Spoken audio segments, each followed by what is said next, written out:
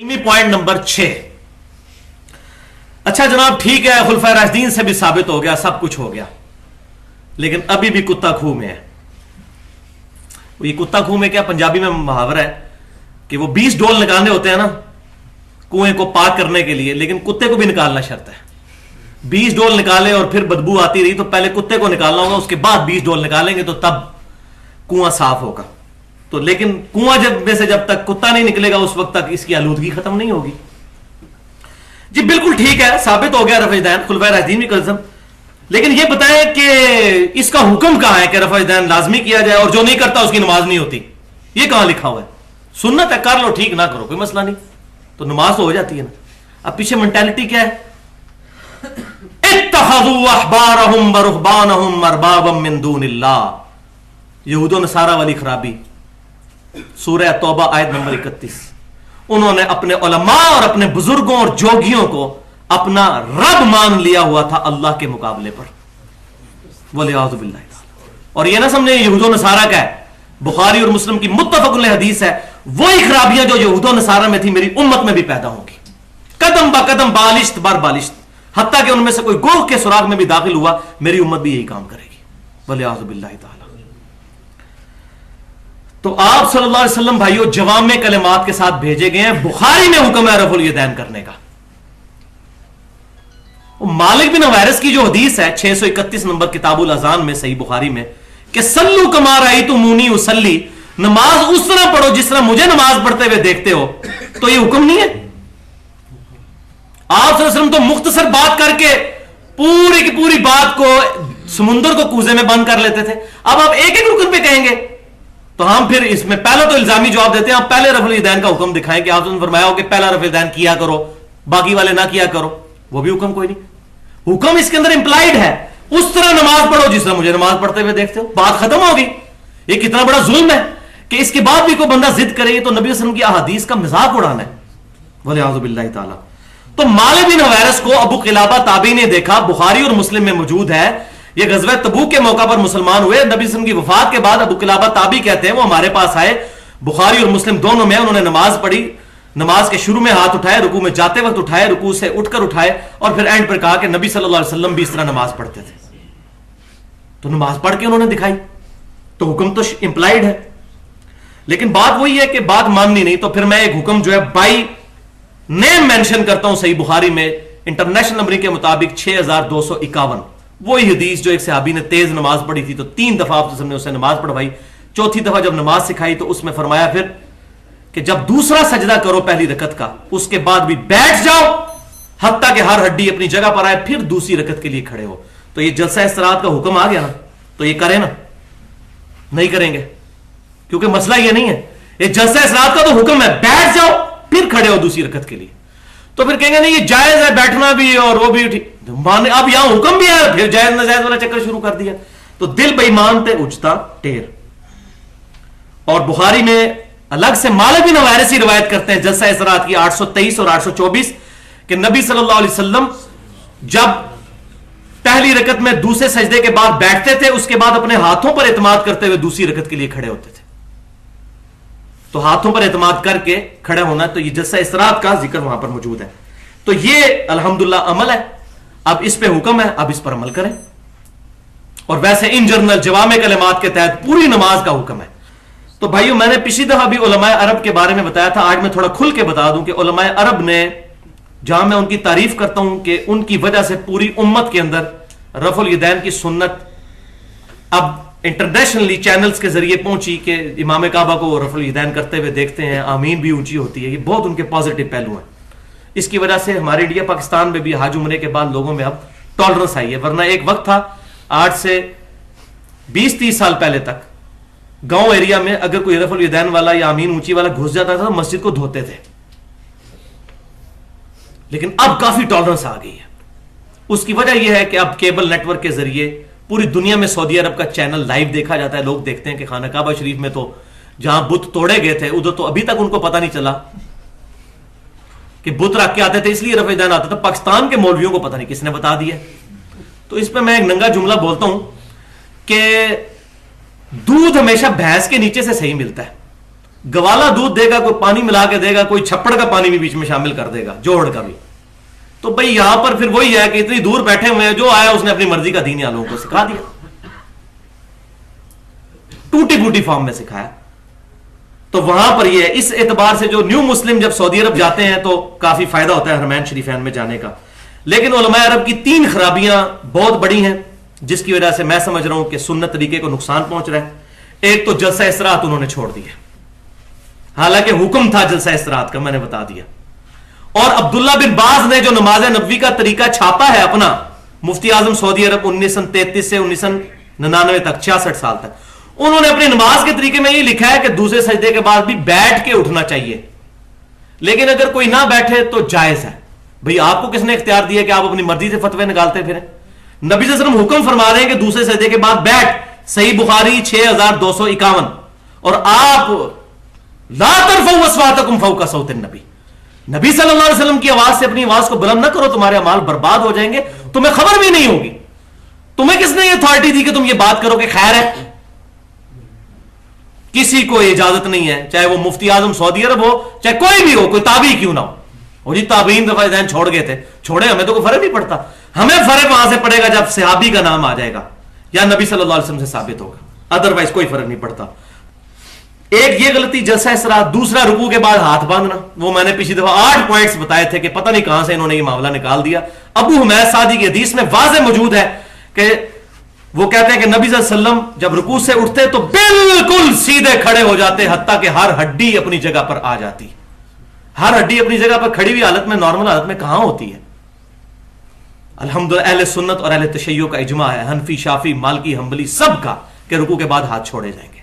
और मैंने वहां इल्मी गिरफ्त उनकी की थी।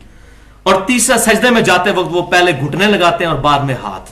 हालांकि मैंने सही हदीस अबू दाऊद से बताई थी कि आप सल्लल्लाहु अलैहि वसल्लम ने इस चीज का हुक्म फरमाया कि ऊंट की तरह मत बैठो, और ऊंट को बिठा के किस तरीके से, वो नबी सल्लल्लाहु अलैहि वसल्लम खुद ऊंट को बिठा के गए हैं। मौलवियों ने उसकी तशरीहात नहीं करनी, उसके आगे अल्फाज हैं कि पहले हाथ लगाओ और बाद में घुटने लगाओ।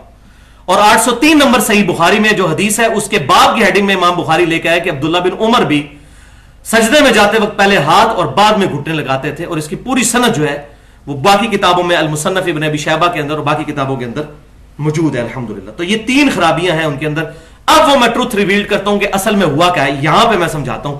ये मसला आज तक किसी ने नहीं खोला कि ताबईन ने रफ़ुल यदैन करना छोड़ क्यों दिया था। बिल्कुल इस तरीके से जिस तरह अभी अब्दुल्ला बिन बाज ने किताब लिख दी ना कि दूसरे सजदे के बाद मर्जी है बैठ जाए, उठ भी जाए तो खैर है। अब वो इतनी बड़ी अथॉरिटी बने हुए हैं ना, अब 500-600 साल जब गुजरेंगे तो लोग कहेंगे जी देखो 500 साल पहले एक इतने बड़े मुफ्ती आजम अरबैन दे कह के गए ने कि जी दूसरे सजदे के बाद ना भी बैठे तो हर्ज नहीं। और अभी प्रैक्टिकली तो इमाम काबा कोई नहीं बैठता ना, डायरेक्ट खड़ा होता है और लोग देख भी रहे हैं। इसी तरीके से ये काम चलता रहेगा और लोग जलसा इस्तराहत को भूल जाएंगे। किताबों में लिखा होगा, उस बंदे की अपनी किताब में भी, अब्दुल्ला बिन बाज की किताब में भी लिखा होगा, लेकिन उसके फॉलोअर्स कह रहे होंगे जी मुफ्ती साहब ने फरमा दिया, बस बुजुर्गों ने फरमा दिया, काफी है। ये होगा बिल्कुल इसी तरीके से ताबईन के दौर में भी चंद सुस्तुल वजूद लोगों ने, जो मैं समझता हूं, उन्होंने रफ़ुल यदैन करने में बड़ा तरद्दुद था। और ये मेरा जुमला भी याद रखें, रफ़ुल यदैन और जलसा इस्तराहत और सजदे में जाते वक्त हाथ पहले लगाना, ये नमाज की ब्रेकें हैं। इससे नमाज का सुकून बढ़ता है। जिसने फटाफट नमाज पढ़नी है ना, उसके लिए मुसीबत है ये चीज, क्योंकि वो पहले रफ़ुल यदैन करेगा सुकून के साथ, फिर भाई तो वो फौरन जाएगा, फौरन उठेगा। अब जो बंदा पहली रकत में बैठेगा, फिर सुकून से जलसा इस्तराहत के बाद हाथों पर इत्माद करके उठेगा, वो डायरेक्ट दूसरी रकत में उठे तो वो अपना 1 मिनट बचा लेगा। तो ये सुस्तियां करते करते, ये ताबीन के दौर में शुरू हो गई थी, करते उन्होंने कहा खैर ये छोड़ दे, खैर करते करते नमाज का हुलिया बिगड़ गया। ये मुझे समझ आई है कि ये मामला किस तरीके से खराब हुआ है। वरना अहले सुन्नत अहले तशय्यो, ये चंद एक मसाइल इतने क्रिटिकल, उनमें ये मुत्तफिक है रफ़ुल यदैन वाले मसले में भी, जलसा इस्तराहत में भी, और अहले तशय्यो भी सजदे में जाते हैं पहले हाथ लगाते हैं। ये इतना बड़ा इत्तेफाक कैसे हो सकता है? 2 मुख्तलिफ सोर्सेज से अहादीस का जमा होना। तो ये असल में मसला इस तरीके से खराब हुआ है, और ये सारे के सारे मामला फिर बिगड़ते चले गए, और अब मुसीबत बन गई है हमारे लिए। हम बताते हैं लोगों को, उन्होंने किताबें पता, वो पॉइंट भी इंशाल्लाह आ रहा है कि मैं इसका भी जवाब इंशाल्लाह दूंगा।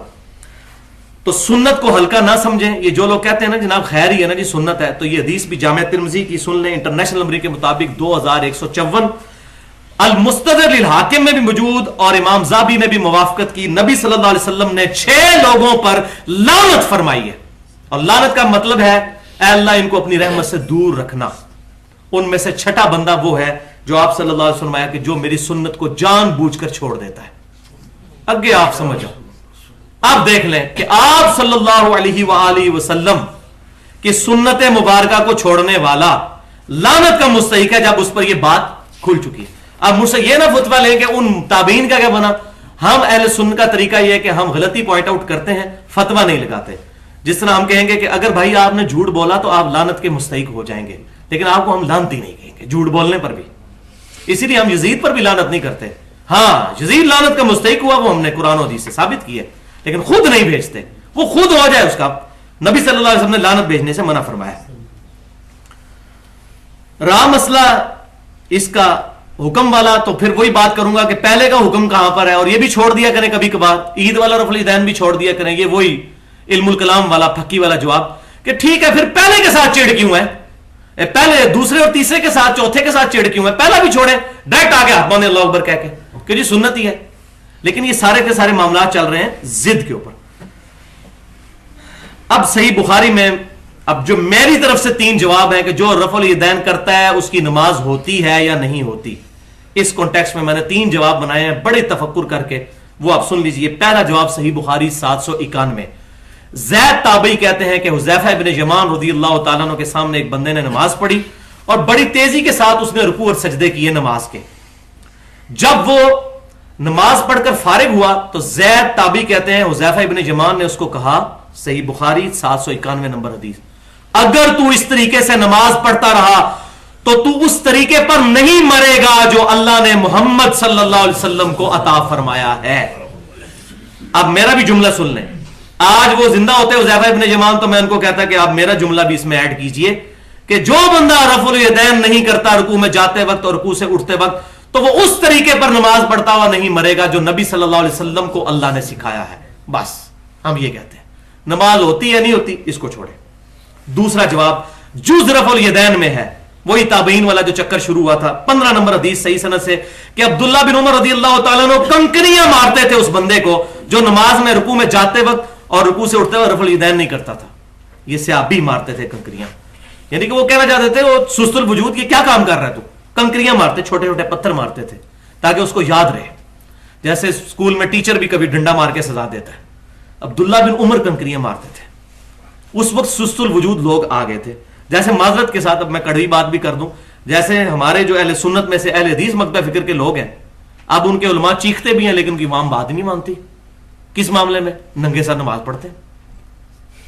हालांकि नंगे सर नमाज होने पर बरेलवी देवबंदी अहले हदीस सबका इत्तफाक है, लेकिन सुन्नत के तो खिलाफ है। आप सल्लल्लाहु अलैहि वसल्लम नमाज के अलावा भी सर ढांप के रखते थे। और मैंने पिछली दफा भी बताया था कि सूरतुल अराफ में है कि अल्लाह की मस्जिदों में जीनत के साथ आओ, कम से कम नमाज के लिए तो जीनत बना लिया करें। नमाज का हिस्सा नहीं है लेकिन सुन्नत तो है। असहाबुल हदीस अहले सुन्नत वही होगा जो सुन्नत पर अमल करने वाला होगा। तो अब इनके उलमा ने लिखना शुरू किया लेकिन अवाम बात ही नहीं मान रही। और जो बंदा सर ढांपने में बात करता है उसको कहना है बरेलवियां नहीं गला शुरू करती हैं।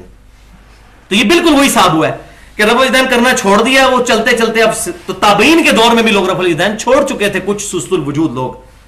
तीसरा जवाब इमाम अहले सुन्नत इमाम अहमद बिन हंबल रहमतुल्लाह अलैह अल मुतवफ़ा 241 हिजरी, उनसे इमाम अबू दाऊद ने जो मसाइल अहमद नकल किए हैं उसमें सफा नंबर 33 में है कि इमाम साहब से एग्जैक्ट यही क्वेश्चन हुआ जो हमसे लोग करते हैं कि बताइए कि जो रफुल यदैन नहीं करता रुकू में जाते वक्त और रुकू से उठते वक्त उसकी नमाज हो जाती है कि नहीं। जरा जवाब सुने अहमद बिन हंबल का। वो कहते हैं मुझे यह तो नहीं पता कि उसकी नमाज होती है या नहीं होती। जरा जवाब देखें। वो कहते हैं मुझे नहीं पता कि नमाज होती भी है कि नहीं होती, ना मैं होने की गारंटी देता हूं ना होने की। अलबत्ता वो शख्स फी नफ्स ही नाकिस नमाज पढ़ने वाला तो है, नाकिस नमाज पढ़ने वाला तो है। यानी उन्होंने बिटवीन द वर्ड्स वही फतवे से बचने के लिए इस तरीके से कह दिया कि उसकी नमाज नाकिस तो है, क्योंकि नबी सल्लल्लाहु अलैहि वसल्लम से वो रास्ता तो हटा हुआ है। और मैं बिल्कुल इस पे एग्री करता हूं इस मामले में कि वो जो सूरह मोहम्मद की आयत है अतीउल्लाह व अतीउर रसूल वला तुब्तिलू अमालकुम, ऐ ईमान वालो अल्लाह और उसके रसूल की अताअत करो और अपने अमाल को बातिल मत करो। जो रसूलुल्लाह सल्लल्लाहु अलैहि वसल्लम ने सिखाया उसी के मुताबिक عمل کرو.